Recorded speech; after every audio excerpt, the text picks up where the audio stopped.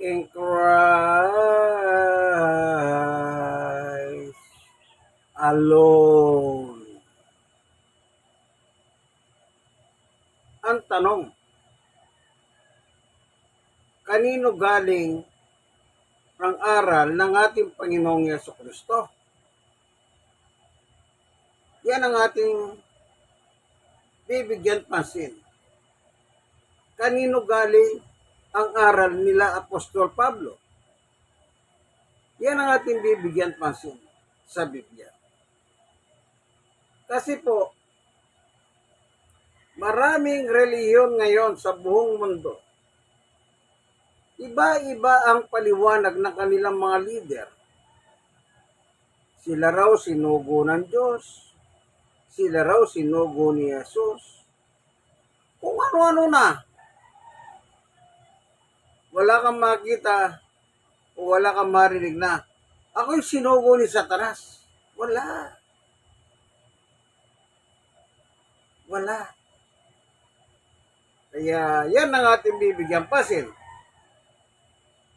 Pero bago tayo papalaot sa panalangin, ay atin munang iingin ang patnubay ng Diyos upang siyang magbigay ng paggiya sa atin, pagpaunawa, upang sa ganon pagkinabangan natin ang turo at aral niya ayos sa Biblia. Panginoon Diyos na makapangyarihan sa lahat, minsan pa, samahan mo po kami ng aming pagbubulay ng Ebanghelyo sa pamamagitan ng iyong Santong Espiritu upang huwag po kami magkamali, kundi higit namin pagkinabangan ang iyong turo at aral. Salamat po sa ngalan ni Jesus. Amen. Meron akong hawak na Biblia. New Testament. Sa panahon na nangangaral na ang ating Panginoong Yesus sa ibabaw ng mundong ito, ang sabi niya ay ito. Sa 1:12 dito sa 49. 1:12:49. Sabi ni Jesus, sapagkat hindi ako nagsalita sa ganang sa sarili ko lamang, kundi ang Ama nagsugo sa akin ang siyang naghutos kung ano ang aking sasabihin at ipapahayag. Verse 50, at alam kong ang kanyang utos ay nagbibigay ng buhay na walang hanggan. Kaya't ang pinasasabi ng Ama, ang siya kong sinasabi. Purihin ng Panginoon. Maliwanag po sa turo at aral ni Jesus sa kanyang panahon, siya mismo, sinugo siya ng Diyos. Ibig sabihin, sinugo, pinapunta dito sa ating mundo. Pinapunta dito sa ating mundo. Kumbaga, inutusan. Sinugo. Sent. Ngayon, maliwanag po ang sabi niya, hindi ko aral, kundi kung anong pinasasabi ng aking Ama, siya kong sinasabi. Kaya walang sariling aral si Jesus.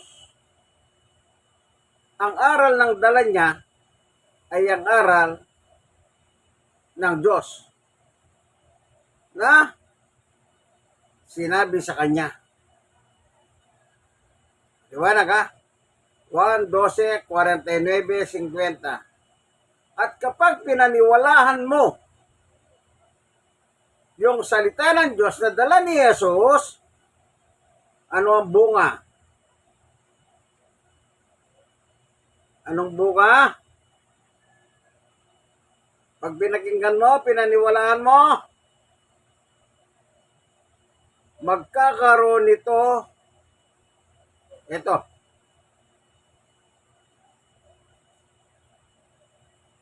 Ay, ah, 49 pala. Ang sabi niya,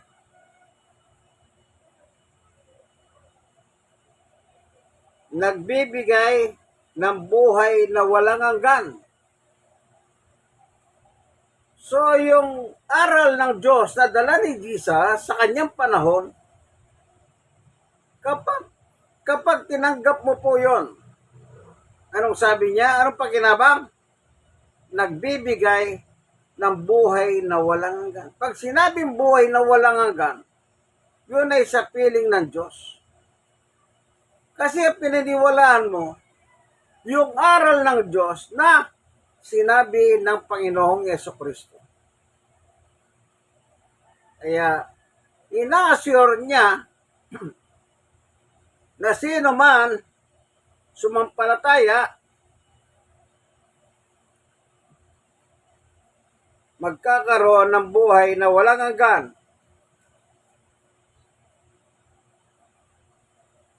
Ano po? Buhay na walang hanggan. Eternal. Doon siya sa langit pupunta. Hindi siya pupunta ng impyerno. Ngayon, si Pablo naman po ay apostol ng mga entil. Kanino naman galing ang aral niya?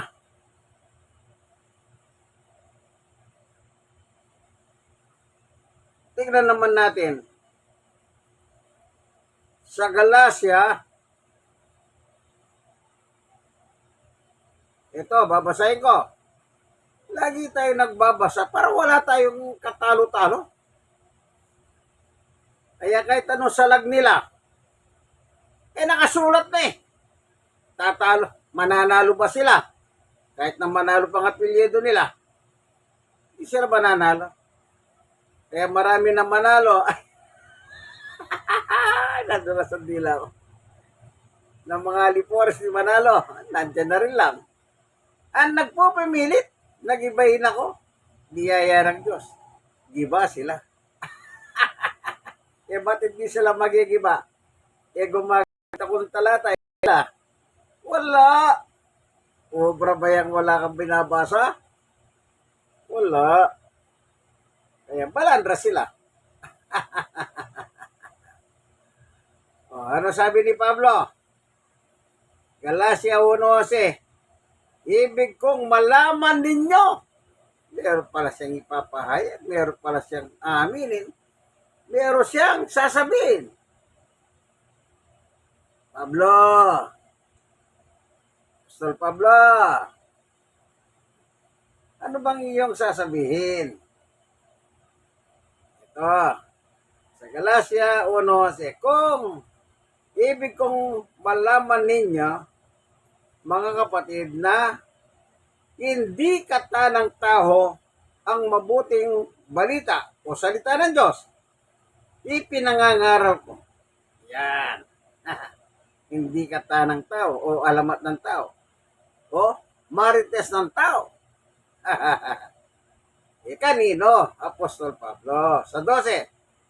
Hindi ko ito tinanggap mula sa tao. Yung mga nagsasabi si Jesus ay tao, ha? Ingat kayo dyan. Dito palang ligwak na kayo. Sabi ni Apostol Pablo, hindi ko ito tinanggap mula sa tao. Pablo, kung hindi mula sa tao ang aral mo, kanino galing yan? Sige nga, kanino? Galing ang aral mo. Hindi ko ito tinanggap mula sa tao. Si Jesucristo ang nagpahayag nito sa akin. Napakaliwanag po. Hindi tao ang nagpahayag sa kanya.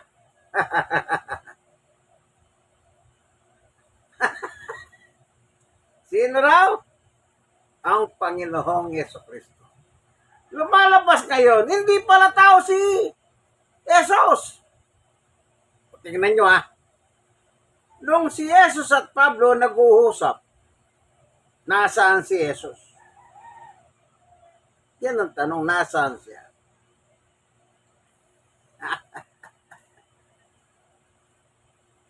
Dito sa Gawa 26. Ito. Ito'y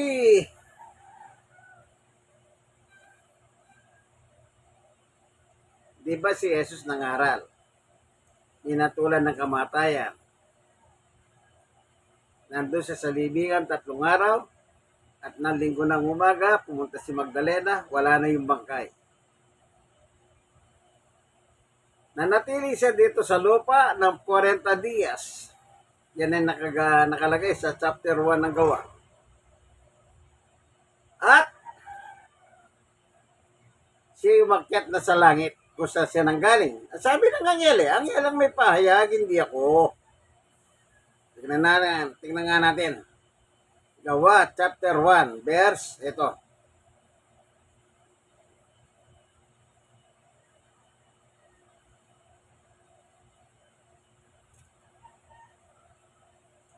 Dito sa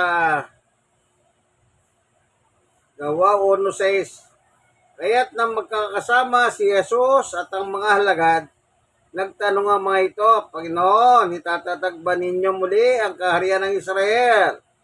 7, sumagot siya, ang mga panahon at sandali ay hindi tinakda ng Ama sa kanyang sariling kapangyarihan at hindi na kailangan pang malaman ninyo kung kailan iyon.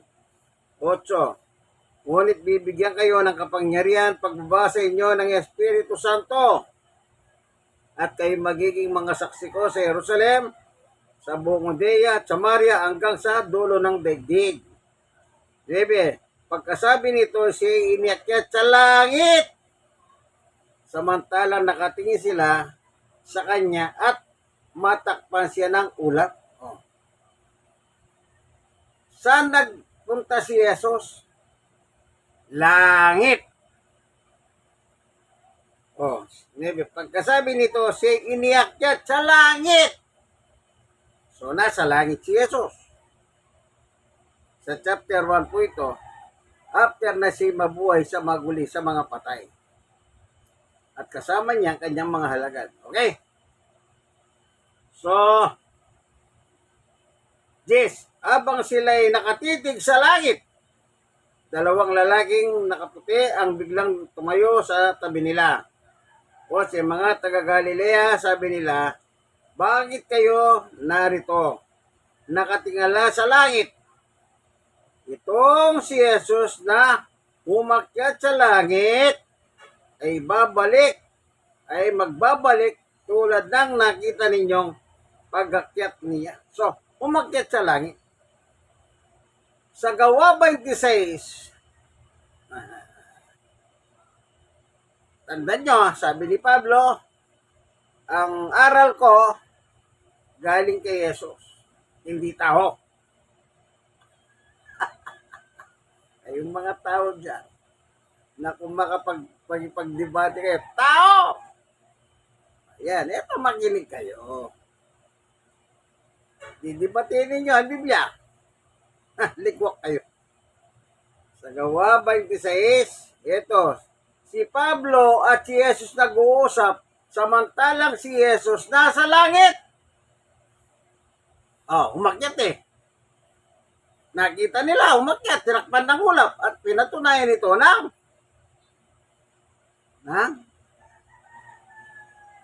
anghel. Bakit kayo nakatingin sa langit? Sabi nila, yang si Jesus. Umakyat, inakyat. Bahala kayo. Ito, sa 26 ng Gawa 14. Kami pong lahat ay nasubasob sa lupa at narinig ko ang isang tinig na nagsasabi sa akin sa wikang Hebreo. Saulo, Saulo, bakit mo ako pinag-uusig? Ikaw na rin ang nasasaktan sa pangimagsik mong iyan para kang sumisikat sa tulis. Okay? Nang madapa sila Pablo, may tinig siyang narinig. Si Jesus nasa langit nagsasalita. Si Pablo nasa lupa sa Damasco. Nagkakaunawahan silang dalawa. So, anong sabi rito? Anong sabi ni Jesus sa 18? Susubihin kita sa taong iyon upang imulat ang kanilang mga mata. Diba? Ibalik sa kaliwanagan mula sa kadiliman at sa Diyos mula sa kapangyarihan ni Satanas. At sa pamamagitan ng pagsampalataya nila sa akin, sila'y patatawarin sa kanilang mga kasalanan at mabibilang sa mga pinapagingbanan. So, ang kausap niya si Jesus. Sinugo si Pablo. Si Jesus naman, sinugo ng Diyos. Maliwanag ha? Aral ni Jesus galing sa Diyos. Aral ni Pablo galing kay Jesus. Sinugo ng Diyos si Jesus, sinugo ni Jesus si Pablo. Isang aral, lahat galing sa Diyos na may gawa ng langit at lupa. Kaya pag pinaniwalaan mo yon, yung aral ni Pablo, pinaniwalaan mo ang Diyos, pinaniwalaan mo si Jesus, at ang bunga ay buhay na walang hanggan. Amen! Amen. God is good. In Christ alone. Ala po, hindi kayo magkakamali. Basta lang tiyakin ninyo sa Biblia ang inyong pananampalataya. Ngayon, sasabihin yung tao si Jesus, sinabi nga ni Pablo, hindi galing sa tao ang kanyang aral eh. Kanino galing? Sabi ni Pablo, kay Yesu Cristo. Siyang nagsabi sa akin. Kailan nangyari yun? Habang naglalakbay sa Damasco, si Pablo upang hanapin ang mga alagad ni Jesus, upang pahirapan, ipabilanggo at ipapapatay. At ipapapatay. Kaya sabi ni Jesus, ikaw na rin ang gumagawa ng sakit ng katawan mong yan eh. Pablo, Saulo. So, itinalaga siyang apostol para magpatotoo kay Jesus. Alam niyo, wala namang kamali-mali. Basta lang nasa Biblia. Yung iba bumabasa ng Biblia kung ano nang kinukwento nila. Diba? Marites kasi kayo eh. Sabi, sugo. Sugo! Yung taga Davao, ako, appointed son. Nasan yung appointed son ngayon? Hindi nasa Riyas, sa Pasig, nakakulong. Sa gandikit niya, nasa ICC sa Netherlands. Umiimas din bakal doon. Barkadang dikit niya yun. Di pa totoo yan, si Duterte? Saka si Kibuloy? Ala! Sabi nga ng yung isang vlogger na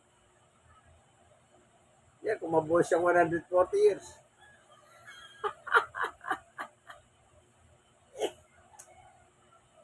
Halatang-halata naman eh. Alam nyo, siyempre, ang mga tao, nagdadasal sa Diyos, humingi sila ng justisya.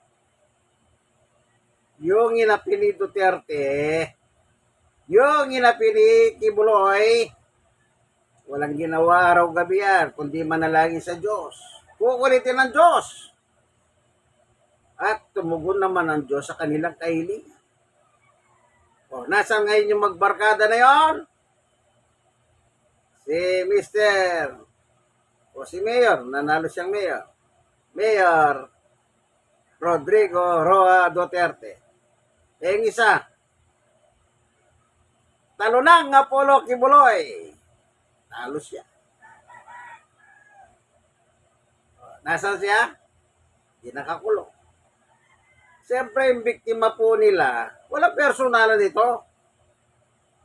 Nananalangin sila sa Diyos at ibinigay ng Diyos ang kanilang o tinugon ng Diyos ang kanilang panalangin.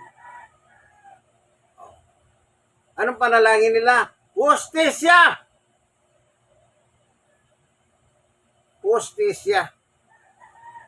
Doon sila tumakbo sa High Seas sa Netherlands. At doon nila makakamit ang hustisya nila. At yung mga biktima ni Kibuloy, dito sila sumigaw sa mga korte ng Pilipinas. Kaya dito sila magkakamit ng hustisya. Okay? So hanggang dito na lamang po, ano? Kailangan ang inyong paniwala nakalagay sa Biblia at yung inyong leader, kailangan ang aral isa lang. Isa lang. Aral ng Diyos ang lahat.